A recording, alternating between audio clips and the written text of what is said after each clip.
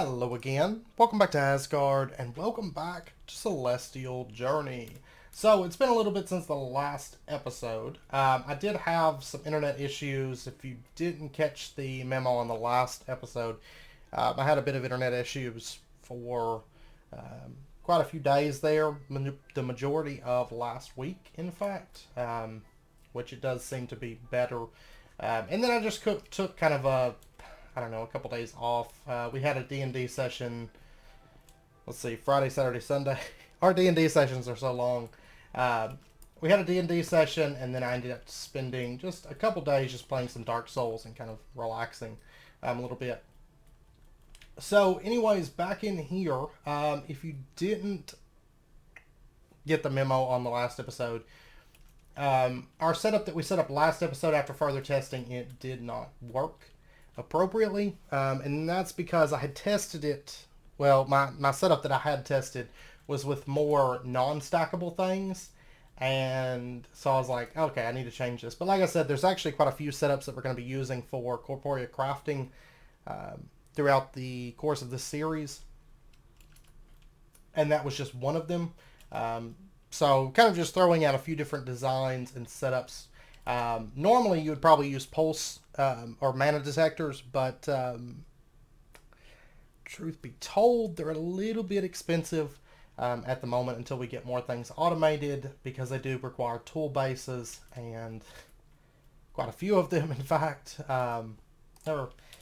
Let's see, mana detectors are just one tool base. I was thinking, for some reason I was thinking it was four, but we'll be automating these before too long. So, but yeah, so anyways, I just set up a quick little change to this. You can see we've got some redstone torches here underneath our hoppers that basically stop our hoppers from running.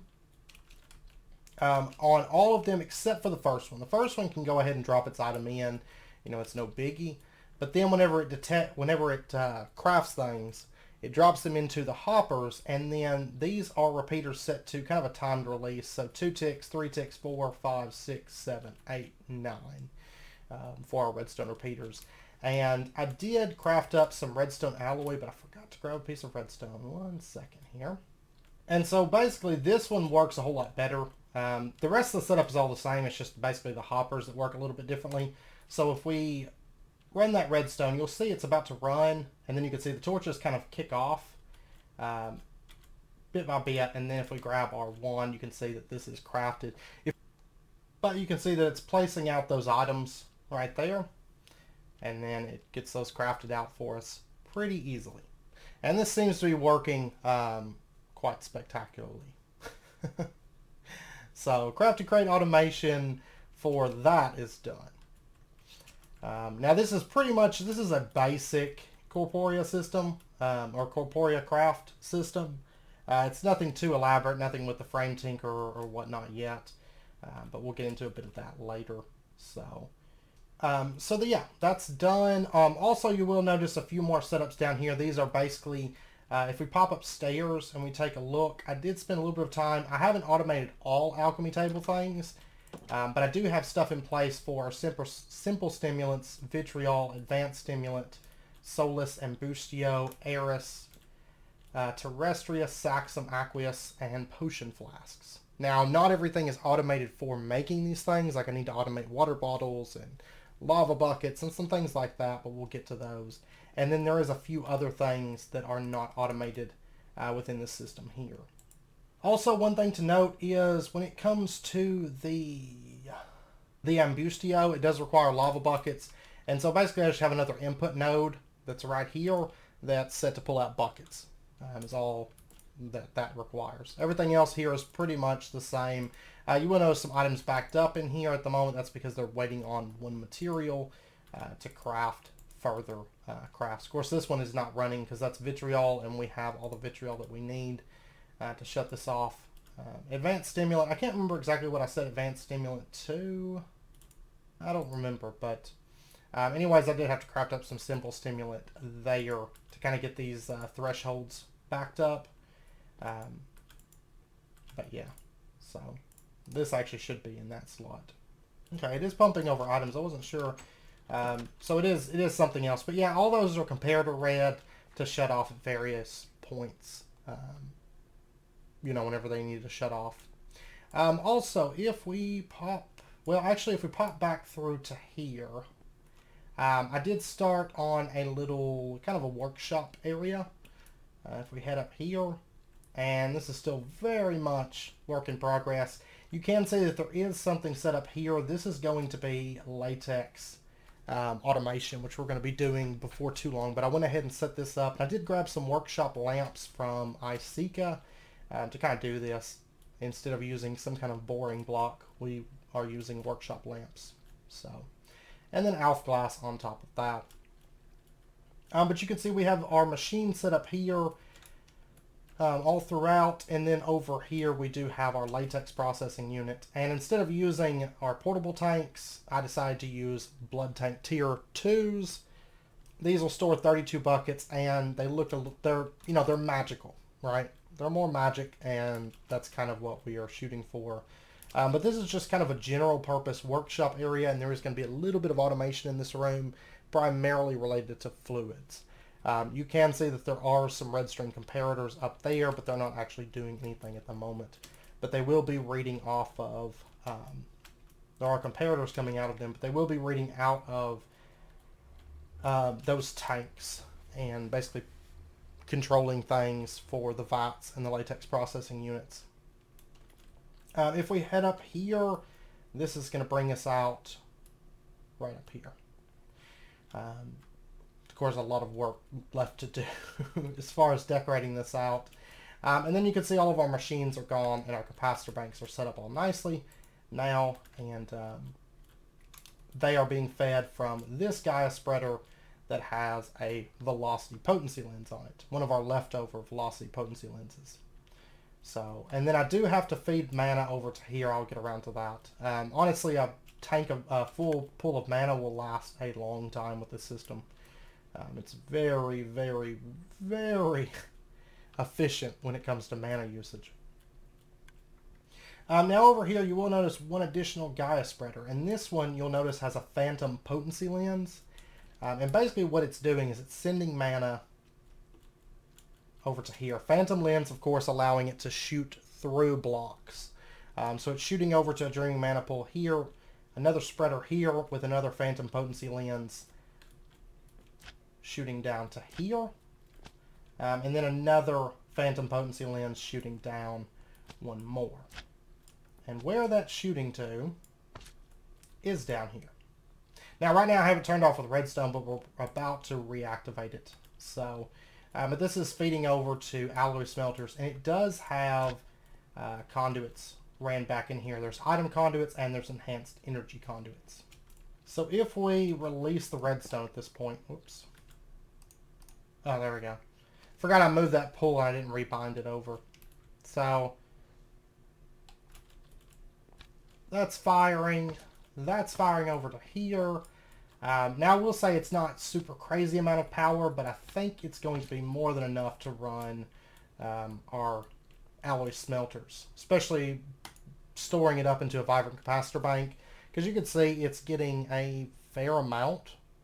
Now, something interesting that I noticed, you will notice there's not a power monitor plugged up to this one or the one up there. Something very interesting that I noticed, which is not intended. I don't know if it's something that Vosky changed, or if it's something that's bugged, or I'm not even sure if there's a config option for it, but I've noticed that it's not powering down. I mean, it's not automatically powering to the mana flux field. I mean, you can see that there's 14,523. There's nothing stopping this from running, but it's just not running unless it's needed. So I got rid of the power monitor and dumped it in that chest there, and yeah, it seems to be behaving strangely well.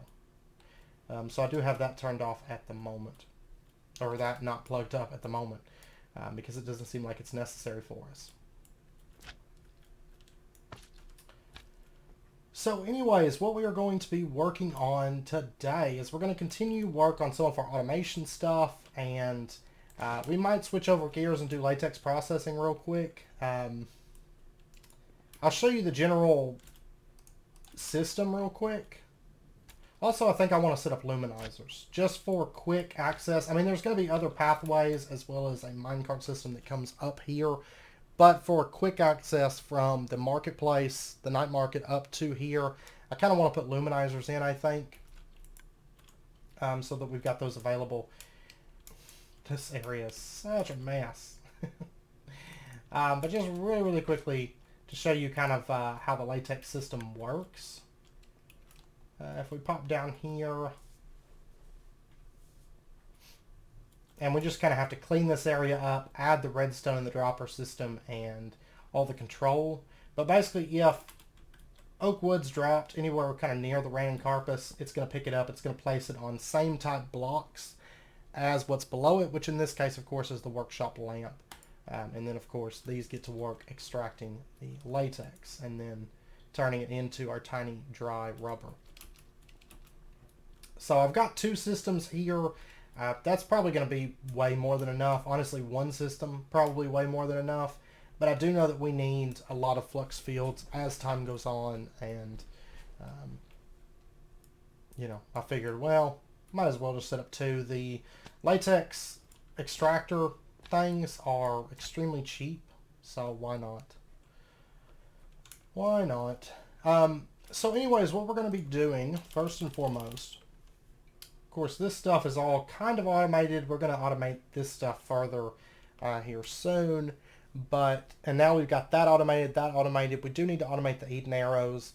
And we need to automate the redstone alloy, the Invar, and then, of course, the quartz glass also.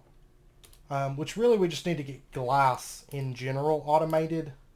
And we also need to get silicon automated.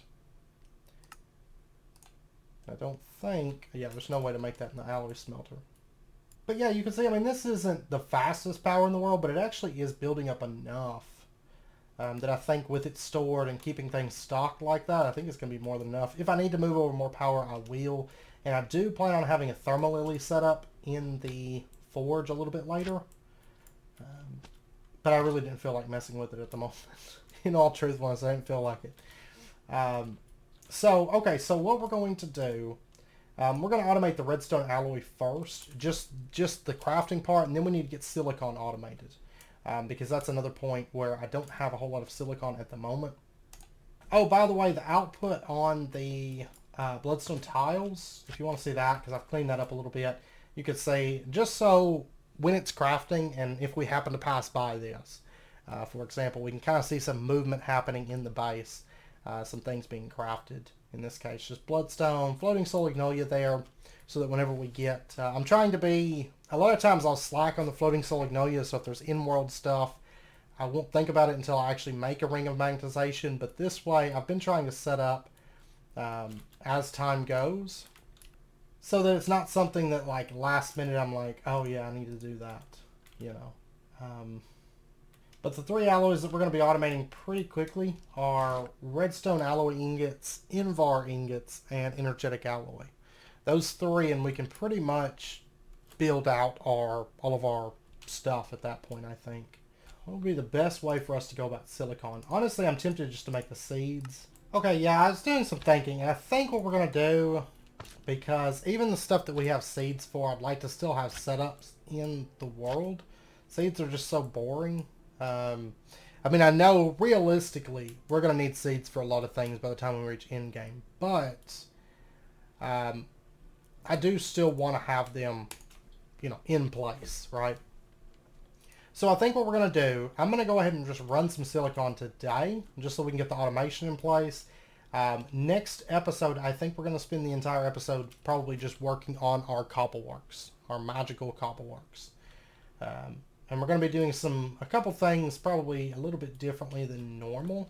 I've done Britannia only cobbleworks, and I've done Britannia and Astral Sorcery cobbleworks in the past quite a few times. We're going to be doing something similar, but we are going to bring some blood magic into it as well, just to kind of make things a little bit more interesting. And a little bit different than normal. So, but of course we will have to use a sag mill for our silicon. There's no way around that, because the only way to produce silicon is either through the sag mill, smelting down this stuff, material stonework factory, of course.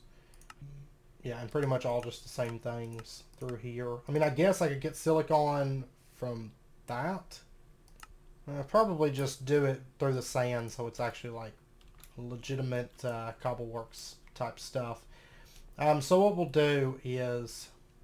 Okay, so what we're going to do is we're going to pop back here and we're just going to set all these to extract on green. That's all I want them to do. And then we're going to put, I'm just going to set up one of these probably for right now, and we'll set up the others as we need them. And we'll just put this capacitor in right here. So that's going to start getting some power, and then I want to put an output node right there. This is going to be on the east side. And we're going to go ahead and say that you can keep one silicon and one silicon, one redstone, maybe two of each. And then what we're going to do is, let's see, let's get a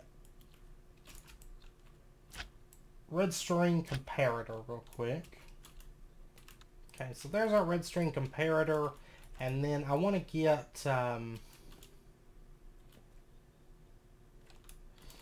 let's see, I'm going to need some routing nodes. For right now, just one will be fine, though. We need to get into our soul well, and that way we can just have all this stuff stocked. All these routing nodes are getting, not really like painful to craft, but I don't know, a little bit painful to craft, I guess. And let me go ahead. Let me just throw that in there and get a redstone alloy crafted up real quick. And that way that I can slot that into there. And I need to be locking these, honestly. Shift right click to lock them. I need to get in the habit of doing that. Let's go ahead and put down a red string comparator there. That's going to read off of this corporeal crystal cube.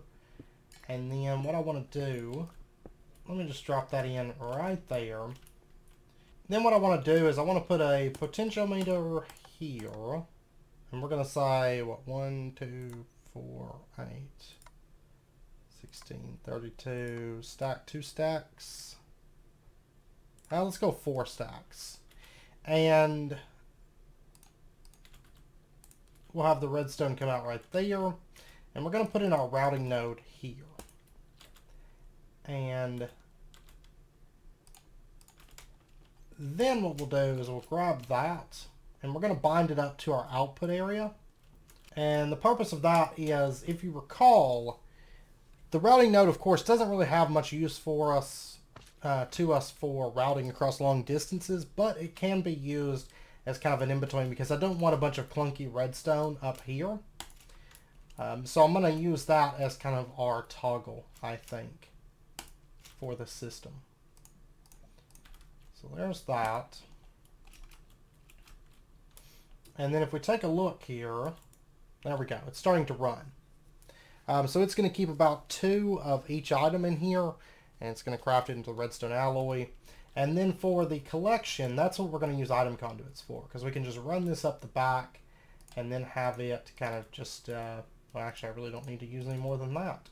Then we'll say that you can insert on green. So there we go. There's our redstone alloy going in. And then we just put our input node here.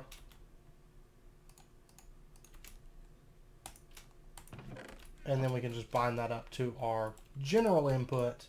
And then basically we just add another output routing node, another capacitor, and a little redstone system, or a little redstone reading system over here. And then we'll be set for all of our other ones. And that way we can also see at a glance how much of each ingot we have from down inside of the, down inside of here. So you can see we've got 26, but chances are it's going to be using a bit of that. There we go. It's using it to craft redstone alloy blocks over here for for our redstone alloy, or for our bloodstone tiles. Until we have enough of those, then it'll stop using it for that. So, of course, redstone alloy is not expensive. So we've got 42 large bloodstone tiles at the moment. Of course, I did get some of those through testing between episodes also. So, okay. And I think the shutoff for that is either a stack or 2 stacks. Probably 2 stacks, I think, for that. But okay, so redstone alloy is automated, and it's going to be stocking at 4 stacks on that. Let me make sure there's space for that. Okay, so that's automated. That's pretty easy, in all honesty. Now, smelteries, we're going to automate those next. We're going to automate a couple alloys. Now, there's a little bit more involved when it comes to automating smelteries because there's a couple things you have to bear in mind. First off, you have to make sure that you're not overfilling it, because if you overfill it, the stuff's not going to have time to alloy, and then what's going to happen is your alloy is not going to be at the bottom, so it's not going to get pumped out, and it's going to cause issues. So what we're going to do, we're going to use a timer system for this. But before we get to that, first up, we need to go ahead and set up our red string comparators. And what we're going to do is we're going to have one here, and, oh no, I'm sorry, one here, and let's go ahead and put a potentiometer. This one is going to be for invar, and we're going to say keep 4 stacks of invar. And we'll go ahead and put that there. And then let me go ahead and just slot invar, and let's slot energetic alloy, and let's go ahead and just lock those in. Then we're going to put our comparator here, and let's see, we'll do a comparator here as well. And I guess really, and let's actually just do that. Put this potentiometer here. So we're going to keep 4 stacks of all these different alloys in here for the time being. We may adjust that later. We'll see. And then we'll do redstone comes out there and there. Okay. Had to break that block because the potentiometer was activating the redstone. Whoops. Okay, so, and then we'll do routing node there, routing node there, and then we're going to go ahead and just connect these up to our output lines real quick. There we go. So those 3 are connected up, and we're going to do kind of something similar but a little bit different as well with this system. So over here, this is where we're making invar, as well as electrum and bronze, which we'll get into those later. I don't need them right this second. And our powdered bronze, I decided since we're going to have to sag mill it anyways, I'm going to sag mill the copper and the tin and just combine them together with a craft for our, once we do our simple stimulant automation. That's how we're going to do that. Okay, so what we're going to do, let's see, do I even want these? By the way, that corporeal spark's just to connect these over, is all that's for. So that's inserting on brown. Okay, what I'm going to do, I'm going to open this up just a little bit. We're going to use a little bit of the underbelly area here for a little bit of redstone work. Okay, so when it comes to making invar, there's 2 things that we need to check on. We need to check on, and invar is going to be our primary metal. I think it's the most important out of here. Electrum and bronze we'll use a bit, but invar we're going to be using a lot of. So we're going to be checking these first and foremost.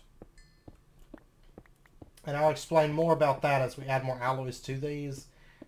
I'll show you how we'll do that, but it probably won't be this episode. We'll probably just have Invar in this one, energetic alloy in the other, and there we go. But let's go ahead and let's put down corporeal crystal cubes here. And we're going to put, of course, comparators that are reading out from that. And actually, let's shift that over to there. And we'll put our potentiometer down here. And we're going to set this inside. Does it have at least 2, 4, 8, 16, 32? Let's make sure there's at least a stack. And the reason I'm checking for at least a stack in both of these, of course, we aren't necessarily going to need a full stack for this craft, but we're checking for a stack to make sure that we're not using the last of our nickel, the last of our iron. You know, I want to make sure that there's at least a stack in here before it goes and crafts Invar. Because if there's not, then I need to get some resources and get that stuff together. Let's go ahead and drop whoops. Drop that back in there. Let's go ahead and lock these in. And that way I can't mess it up. Okay. So we're checking for those two now. You can see we've got plenty of these at the moment. And what we're going to do then, if both of these are true, and we're going to have probably an AND gate that this reads from. I'm going to check right here. If all three of these are true, which of course the potentiometer is always going to be true, so but basically it's just checking these two. If both of these are true, then you can send a signal out, and this is going to go into a, let's see. This is going to go into a timer, which is going to feed into a repeater. Okay, so we're going to put a piece of cobblestone in here, a redstone torch in here, and then this feeds into a timer. This timer, we're going to set the time up to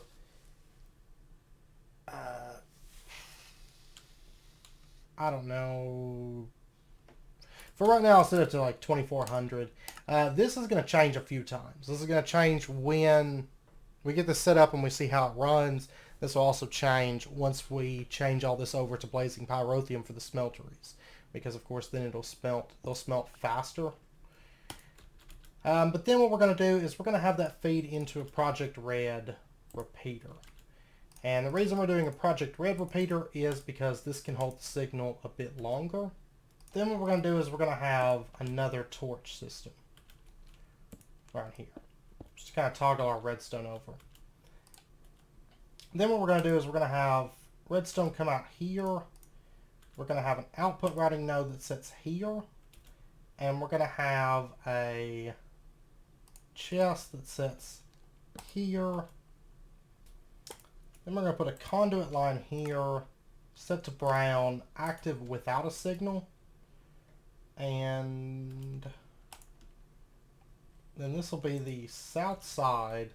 Let's go ahead and put in, on the south side, it's going to have a precise filter, nickel, iron, and we're going to say you take in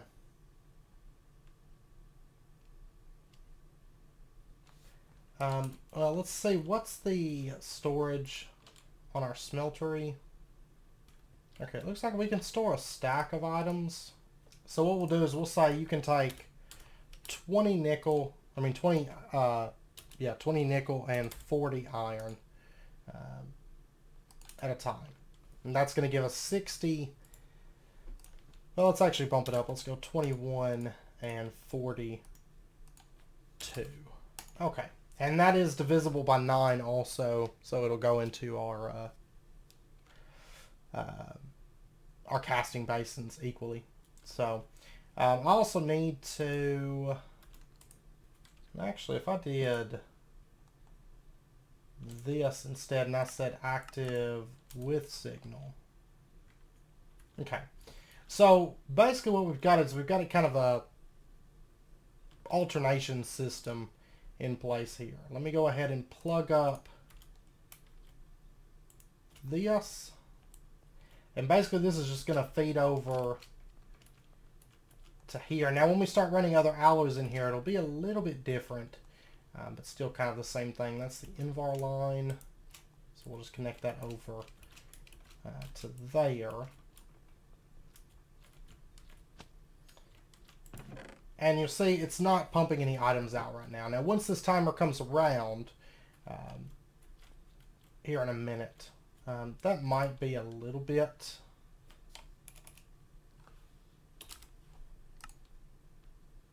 too much. I'm going to set it to 2,000 ticks for right now, and we'll see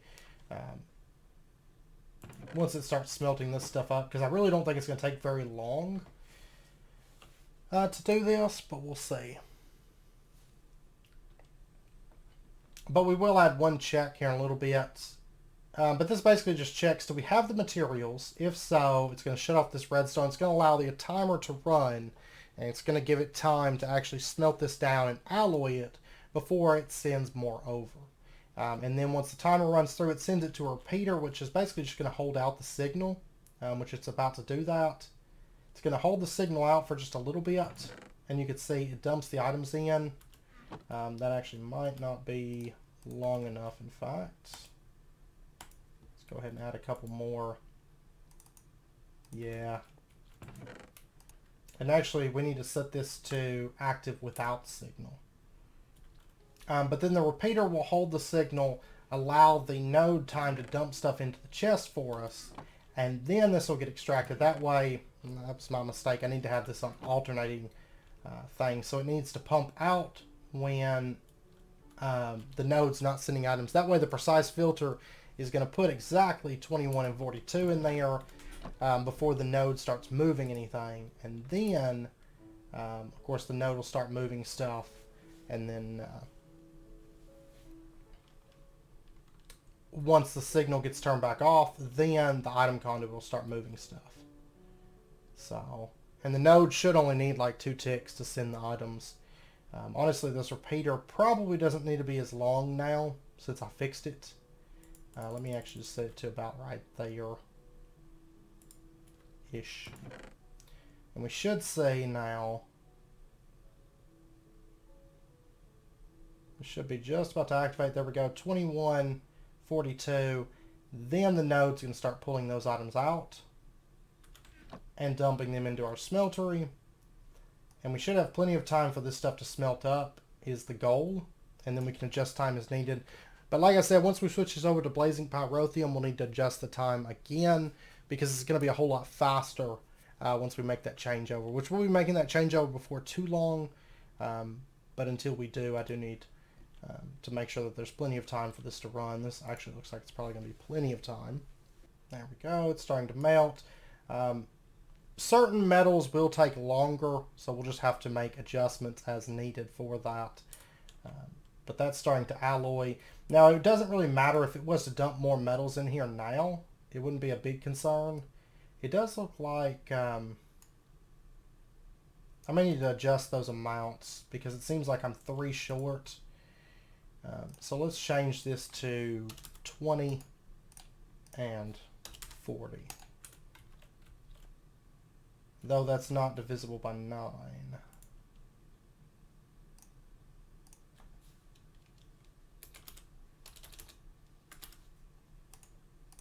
So let's go 18 and 36.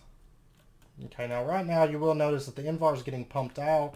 It's okay if it dumps more of the metals in there now. That's not a concern. There we go. I want to make sure that there's plenty of space to store all the metals in there. Looks like it's pretty good now. And I could adjust this timer. The only thing is it does take a little bit, since we're using casting base or casting channels, it does take a little bit for it to pull this out, so I'd rather leave it a bit of time to pull out most of the invar before it sends more stuff to craft, just because that way it kind of keeps us from having like a slow build up on this. I mean, really we're only running to about 4 stacks, so it's not too big of an issue, but just be on the safe side.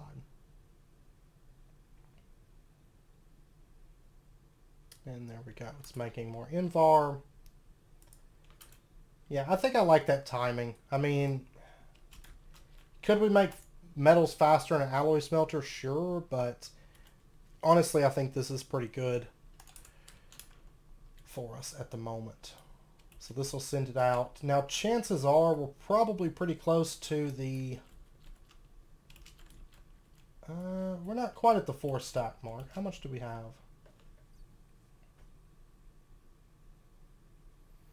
It's probably making the 4 stacks right now, or the last of the 4th stack. And then it'll shut this off, but it's fine. That's why I'm allowing it to make a little bit extra at the moment. I might need to adjust the time slightly. Oh, it's actually sending some more in right now. I don't know. I'm going to set this to 1800 ticks. But I will make some adjustments, you know, and we'll see how things go. And I may make some adjustments. I may end up setting the redstone control from this. I may have this pump into like a wireless system instead of to the node, and just connect that output node to the main system. We'll see. I might end up doing that and just doing wireless for this. Because now that I think about it, it might work a little bit better, because that way I can read it all through one crystal cube. Because I am going to want to read the other metals, like whenever we automate bronze and we automate electrum through that smeltery, I want to still read invar for those, because I want it to be kind of a priority system for our metals. So we'll see. I might make some adjustments to that, but for right now this will be working, and that's something that whenever I set up those other 2 metals, I can kind of cross that bridge then. Would be the best time to deal with that. And if so, it's just a small change, just basically setting up wireless redstone and having that also read on the output routing node for this system. So, but yeah, I think where this is at right now, 1800 seems like pretty good. But yeah, you can see that time it didn't send any over, and that's the reason being is because it's now shut off this node because it doesn't need any more invar. We've reached our 4 stacks. We're probably going to end up with about 5 or 6 stacks once it's done melting or solidifying all this metal, because if we look over here, now you can see there's 16 blocks of invar in there. It's going to make a bit over, but that's on purpose, because invar is something that we can't really have too much of, in all honesty. So... thing is, though, with our current setup, without it reading the metal on site, it's just going to keep running that timer, though. And so that's why I might make some adjustments to that, I think. Yeah, let me turn it over in my head. I'm going to get the other alloy smelter set up real quick, which will be over here, the energetic alloy. I need to get this one in place real quick. And it's really just kind of the same system, except it's reading off of 3 Corporea crystal cubes instead of 2, because it's going to be checking for gold, redstone, and glowstone before it runs. So give me just a second to get this set up and do some thinking, and I will be back here in just a minute. Okay, this one's working right now. You can see that goes off. Redstone, glowstone, gold. And then it ships that out. Now, one thing I could do to speed this up, that I should do, let me just grab let me power off that redstone for just a minute. Because right now it dumps the gold, glowstone and the redstone before it dumps the gold. And what we could do is if I just switch these up, and I say 18 gold, I put the glowstone over here, it'll pump the gold in first, which takes the longest to cook down, and then it'll pump in the... And I could still probably reduce this a bit more, because it actually alloys, energetic alloy, extremely fast. There we go. Oh, it's still dumping them in that order, though. Okay. Well, maybe it can't be helped. I don't know. But still, I'm going to watch this and see when it...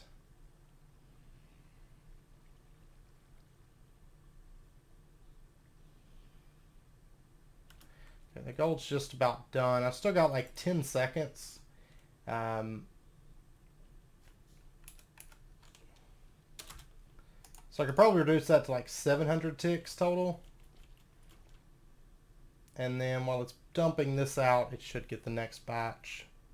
Okay, I'm going to watch this for just a minute, but it should have that melted down and alloyed and start dumping out before it gets the next batch. And that's the key thing, is to make sure that we're dumping the stuff, we're getting it pumped out before it sends the next batch over, especially with this because it melts extremely fast. And here comes more energetic alloy getting pumped out, and then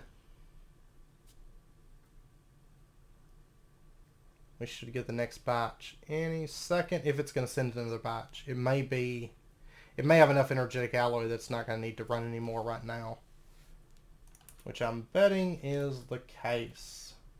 Yeah, this isn't sending redstone. And I did change up this just slightly.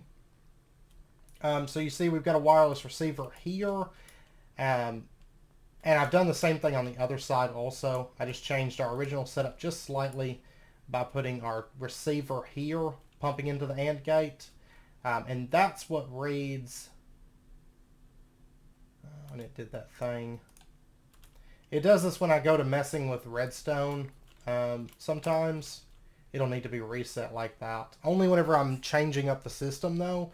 And it seems to work fine afterwards, but sometimes the corporeal spark acts up whenever, basically because I pulled up the potentiometer here and changed up the redstone on this side and it messed things up.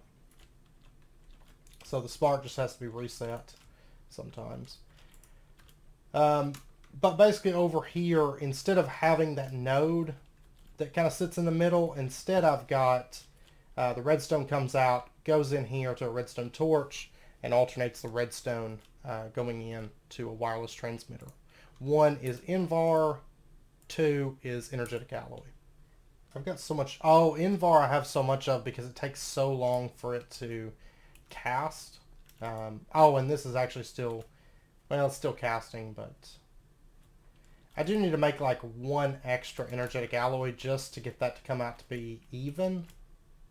And then from this point on, it's going to make 9 at a time. So let me go ahead and just throw in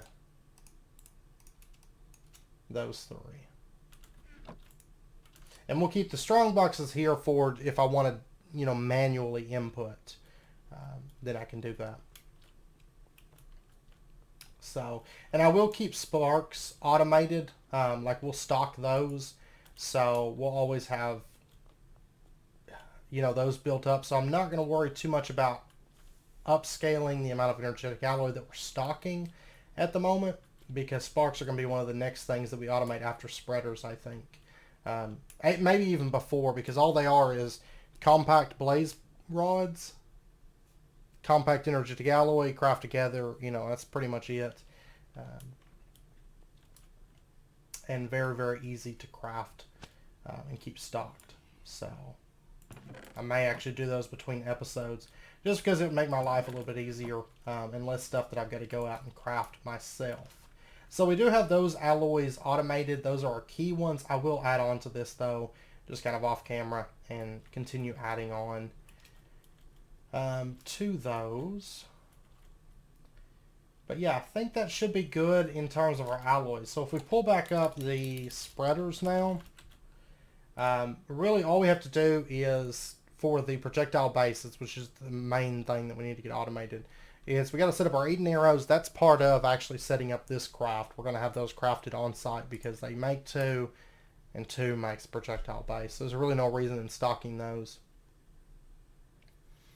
And then we've got to get the silicon automated, which will be part of our cobble works. And then we've got to get glass, quartz glass automated, both of which are extremely easy. We're just going to sag mill up some nether quartz for that, which we'll do that.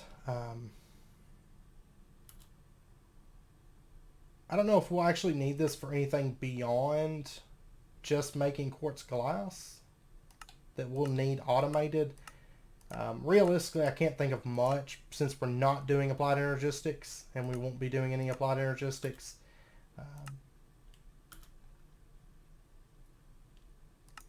I don't think that there's really any reason for us to make it aside from just automating the quartz glass. So once we get our cobbleworks in place and we're mass producing glass, then we'll add that little bit in. It's not going to be much. So we'll get that done next episode. So next episode will be kind of just setting up the cobbleworks part. And we'll probably spend all episode on the cobbleworks. I know it's taken us a few episodes to automate spreaders, but we've also been automating alloys and different things and going over it. So there's actually a lot involved with this. And we will be automating living wood and living rock as part of our cobbleworks also. Because since we do have wood seeds, we can just include that, and it's just a free resource that we have infinite of. So we'll be automating those next episode also. And then the petals and stuff we'll automate probably in the episode after. We're going to spend the next 2 episodes doing some general Botania automation. So flowers, cobbleworks, living wood, living rock, metamorphosis. We might even do an orchid. We'll see. I seem to remember there was something that was kind of expensive with the orchid on this pack, and no, maybe not. I think it was just getting to these runes that was expensive. And then same for the orchid ignum. So both of those are really easy to automate. So we'll get onto that as well. And depending, we might set up a mana system next episode also, just really, really quick. But I don't know. I've got a lot of stuff to get prepped up and get working on and get the space set out for our cobbleworks. So I'm going to get onto that. And also I went ahead and put up signs like tin dust, copper dust, coal dust, quartz dust. There's going to be 4 sag mills that sit right here, which I might start getting those set up between episodes. We'll see. Because it's really like the same thing as what's over here pretty much. And then over here, we're going to have dark steel, electrical steel, solarium, dark solarium, redstone alloy, steel, conductive iron, and end steel. It ran through these 4 alloy smelters. So we'll also need an alloy smelter for like general purpose stuff, like the armor plating for the jetpacks maybe, and some little things like that. But that stuff we'll handle just through 1 or 2 alloy smelters, just kind of general purpose. But this is what we're going to be using the majority of our alloy smelters for. So those will all be ran through there, and then I'll continue getting more alloys automated. I don't have dark steel automated just yet, but I'm about to be starting in on that. So... but yeah, so anyways, I know it's a little bit early this episode, but we really don't have time to start our next project, which is going to be working on the cobblework side of things for our automation stuff. So we'll be doing a full magical cobbleworks, and it's going to be fun. I've got a lot of stuff and a lot of space to get prepped between episodes, but with the cobbleworks, most of the systems are pretty quick to set up. The main thing is adding that redstone control so that it shuts off, because that's one of our objectives, of course, within this series, is making sure that everything shuts off and doesn't just run for the sake of running. That's generally a problem in, I think, everybody's bases, mine included, where you just have machines that just run for the sake of running and then stuff piles up in the machine. So we're trying to avoid that within this series. And I will say it's going to help a lot with performance as time goes on, because a lot of what makes performance bad is stuff piling up in machines. Also conduits, of course. And AE2 tends to be pretty bad. I can't say for sure that Corporea is going to be any better on performance than AE2, just because you have so much redstone involved when it comes to setting things up within Corporea. If you hadn't noticed, because like this is how with AE2 and tech, like this is replaced with an alloy smelter and an interface. Of course, everything that we do is replaced with an interface and maybe a machine, but But this is to make one alloy, of course. So, but it's a whole lot more fun, I think. I think it is. But yeah, so we'll get into Cobbleworks next episode, and then we'll have some Britannia automation episodes coming up. And honestly, where we're getting to right now, there should be quite a bit of nice stuff for you guys to play around with when the world upload comes up at episode 25. Is what I'm thinking. So there should be a bit to play around. I am going to try to get the prison finished out before that time comes. Not the Well of Souls, but the prison itself. Hopefully that'll be done in time for the world upload. So at least mostly all finished out, except for the actual mobs. But we are going to start getting some mobs in there here soon. I do think the Cobbleworks may be the last thing that we run off the Endoflame setup, because it's actually not a very mana-intensive system. I was considering making a mana system for, like, dedicated to the Cobbleworks, but I think, honestly, it's just not going to take much mana to run it, so I don't think it really necessitates having its own mana system. But then after that, we're going to start getting into a more advanced mana system and one with more output for the prison. So, hope you guys are looking forward to that. So anyways, I hope you guys enjoyed this episode. I know it's a little bit shorter than normal, but I think we'll be hitting about the 50-minute mark, but that's okay because we got what I wanted to get done today done. So, anyways, I hope you guys enjoyed it. If you did, as always, be sure and hit that like button and go ahead and subscribe if you're not already to stay updated with when new videos come out, and I hope to see you guys next time. So until then, as always, do take care, stay safe. I'll see you guys then.